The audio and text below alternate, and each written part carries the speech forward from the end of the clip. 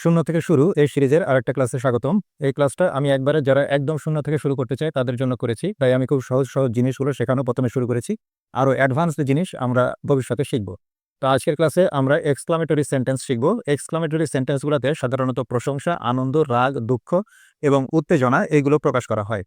যেমন এখানে যখন আমরা এই ধরনের বাক্যগুলো আমরা যখন ইংরেজি করব, যেমন বলছে কি সুন্দর পাখি, বা পাখিটা কত সুন্দর, বা কি আশ্চর্য ব্যাপার, হ্যাঁ, এরকম যে বাক্যগুলো, তখন আমাদেরকে কি করতে হয়, বাক্যগুলো সাধারণত হোয়াট এ এবং এরপরে অ্যাডজেক্টিভ অথবা নাউন থাকে, অথবা হাউ এবং তারপরেই অ্যাডজেক্টিভ থাকে।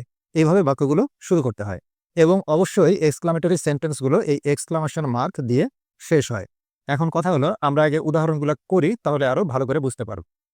যেমন এখানে বলছে কি সুন্দর পাখি, তাহলে আমরা কি করতে হবে, যদি এখানে কি থাকে তাহলে আমরা এই বট দিয়ে শুরু করব। আর যদি বলে পাখিটা কত সুন্দর, তখন আমরা হাউ দিয়ে শুরু করব। তাহলে কি সুন্দর পাখি, তাহলে আমরা এটার ইংরেজিটা হবে এরকম, what a nice bird it is. What a nice bird it is. এই যে আমি বলেছিলাম হোয়াট এ, এ দিয়ে শুরু হবে এবং তারপরে অ্যাডজেক্টিভ থাকতে পারে, নাউন থাকতে পারে, অথবা অ্যাডজেক্টিভ এবং নাউন দুইটাই থাকতে পারে। এই যে এটা হচ্ছে হোয়াট এ, তারপরে যে নাইস এটা হচ্ছে অ্যাডজেক্টিভ, অ্যাডজেক্টিভ এবং এটা হচ্ছে নাউন। তাহলে what a nice bird it is, পাখিটা কি সুন্দর, এরকম।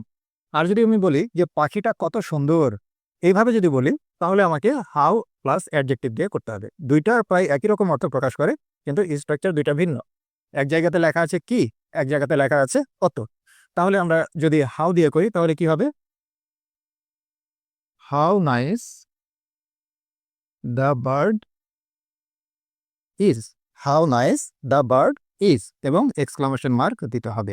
এক্সক্লামেশন মার্ক দিলে কি বোঝায়, স্ট্রং ইমোশন, মানে প্রবল আবেগ প্রকাশ করা বোঝায়, এবং এটাই হয়ে যায় হচ্ছে এক্সক্লামেটরি সেন্টেন্স। এখন পার্থক্যটা কি হলো, এই যে এখানে আছে হাউ এবং তারপরেই আছে অ্যাডজেক্টিভ। হাউ যদি ব্যবহার করি তাহলে আর এ ব্যবহার করা যাবে না, যদি হোয়াট ব্যবহার করি তাহলে এ ব্যবহার করতে হবে। এই হচ্ছে বিষয়। আচ্ছা, একইভাবে আমি যদি বলি কি সুন্দর পোশাক সে পরে আছে, তাহলে এখানে যেহেতু কি আছে তাহলে আমরা এটা হোয়াট দিয়ে করব। হোয়াট দিয়ে করলে কি হবে, what a nice dress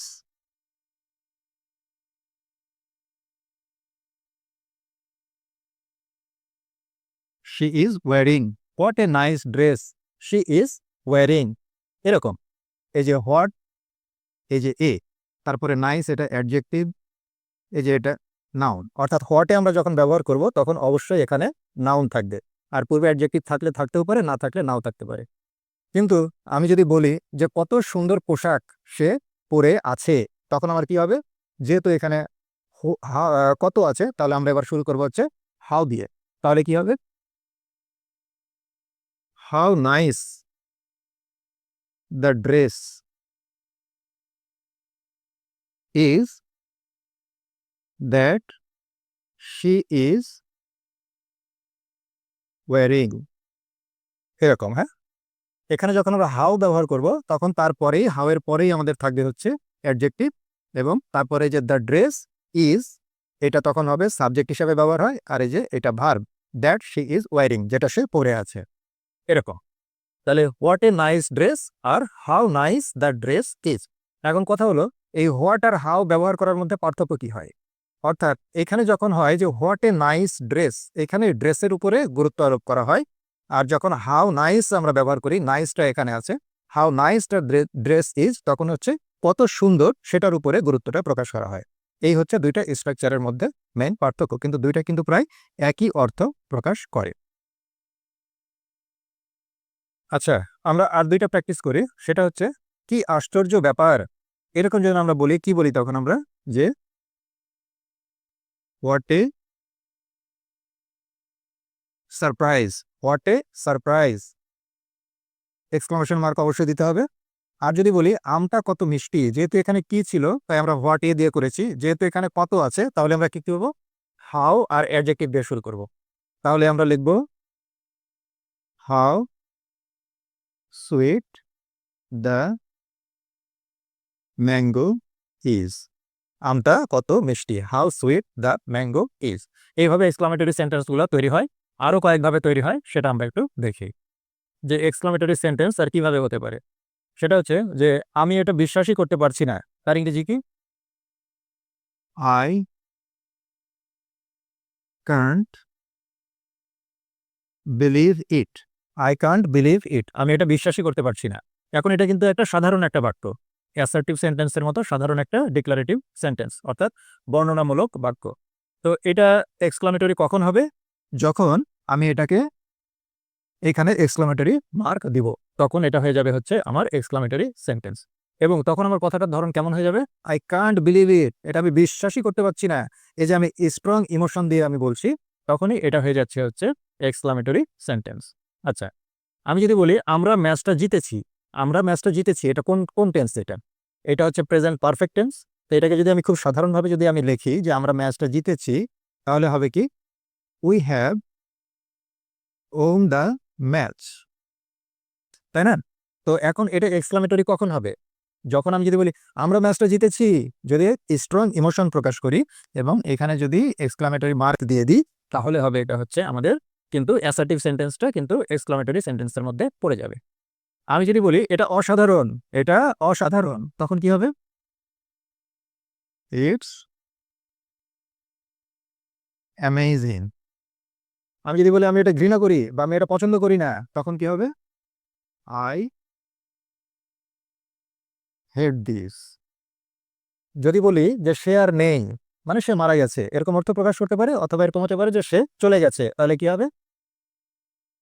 He is gone.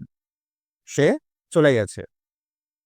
ওকে, আরেকভাবে এগুলো তাহলে সবই হচ্ছে এক্সক্লামেটরি সেন্টেন্স। আরেকভাবে এক্সক্লামেটরি সেন্টেন্স হতে পারে, সেটা হচ্ছে যে বাক্যের শুরুতে যদি এরকম আমরা মাঝে মধ্যে বলি হাই, হাই সে আর নেই, হতাশ হয়ে গেছি, হাই, এই যে হতাশা প্রকাশ করছি, হ্যাঁ, এই যে দুঃখ প্রকাশ করছি, তাহলে কি হবে? তখন এই হাই এটার ইংরেজি হচ্ছে এলাস, এবং এটার পরেও কিন্তু এক্সক্লামেটরি মার্ক দিতে হবে। এবং সে আর নেই, আমি বলতে পারি হি ইজ নো মোর, তারপরেও কিন্তু এক্সক্লামেটরি সেন্টেন্স দিতে হবে, মার্কিং দিতে হবে, তাহলে এটা আমার এক্সক্লামেটরি সেন্টেন্স হয়ে গেল।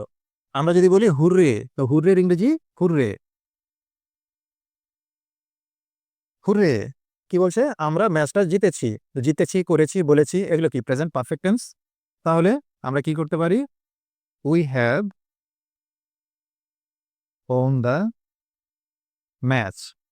এখানে কি প্রকাশ করলাম? এটা আমরা এখানে প্রকাশ করছি আনন্দ বা উত্তেজনা প্রকাশ করছি, এবং যেহেতু এক্সক্লামেটরি মার্কিং দেওয়া আছে, যার কারণে এটাকে আমরা বলবো হচ্ছে এক্সক্লামেটরি সেন্টেন্স। আমি যদি বলি সাবাস, সাবাসের ইংরেজি আমরা বলবো হচ্ছে ব্রাভো, ব্রাভো, সাবাস। কি বলছে? তুমি খুব ভালো কাজ করেছো, তুমি খুব ভালো কাজ করেছো। তাহলে আমরা বলতে পারি You did a great job. তুমি খুব ভালো কাজ করেছো, ব্রাভো, সাবাস। আবার মাঝে মধ্যে বলি ওফ না, আমি চাবি নিতে ভুলে গেছি, আহা না, আমি চাবি নিতে ভুলে গেছি, এরকম তখন কি হয়? তখন আমাদেরকে বলতে হয় ওফ নো, আমি চাবি নিতে ভুলে গেছি। মানে কি সিম্পল পাস্ট দিয়ে করলেই হয়ে যাবে। I forgot the keys. আমি চাবি ভুলে গেছি বা চাবি নিতে ভুলে গেছি, এইগুলো। এখন তোমাদের জন্য আমি কিছু টেস্ট রেখেছি, সেটা হচ্ছে কি দারুণ আইডিয়া ছিল এটা, এটা কি হবে? এটা তোমরা করবে, কি দারুণ আইডিয়া ছিল এটা, এটা তোমরা হচ্ছে ওই হোয়াট এ এবং হাউ দুটো দিয়েই করবা, করার চেষ্টা করবা, আমাকে কমেন্টে জানায়ও, দেখায়ও। তারপরে কি ওহ না, তুমি আবার ট্রেনটা মিস করলে, এটাও করবে।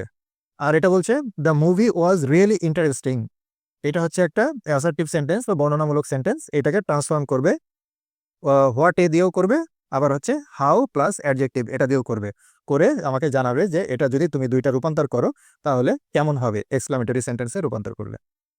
তো ঠিক আছে, এই ছিল আজকের ক্লাস এক্সক্লামেটরি সেন্টেন্স। সামনে আমরা আরো সুন্দর সুন্দর ক্লাস শিখব, ছোট ছোট জিনিস শেখার মাধ্যমে আস্তে আস্তে বড় জিনিসে যাব, যাতে করে আমাদের শিখতে সুবিধা হয়। ঠিক আছে, ভালো থাকো, আজকের ক্লাস এখানে শেষ করছি।